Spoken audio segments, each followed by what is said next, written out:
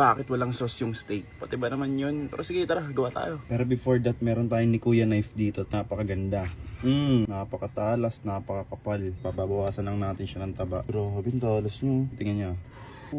Meron pang isa dito. Maganda-ganda tong steak na to. Gusto natin sa taba, ipiprito natin yan eh. Parang ribeye na siya. Gariwain lang natin ng ganyan. Separate lang muna natin yan. Pepper. Salt. Likod din, same lang. Salt. Hindihan ng kalan, maganda mo. Taba kanina. Pwede na yan, kunin na ulit natin sila. Gusto ko ngayon medyo well done. Kasi sobrang well done na yan, pili ko. Rosemary, thyme machine. Wala tayong hilaw na garlic, ito na lang.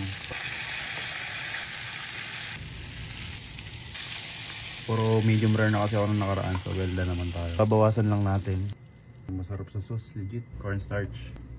Ayurin lang natin. Nawasa. Dagdagan natin ng pepper para black pepper sauce. Garlic. Beef cube sana kung meron kayo mas masarap. Ito na lang chicken. Sarap. Kung gusto nyo yung strainer, para mas smooth strainer nyo, pero ako hindi na.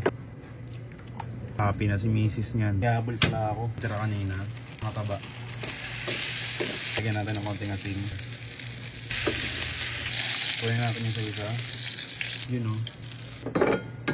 Lagyan natin yung iba dyan. Kanin. Pepper. Kumuha ako konti sa steak.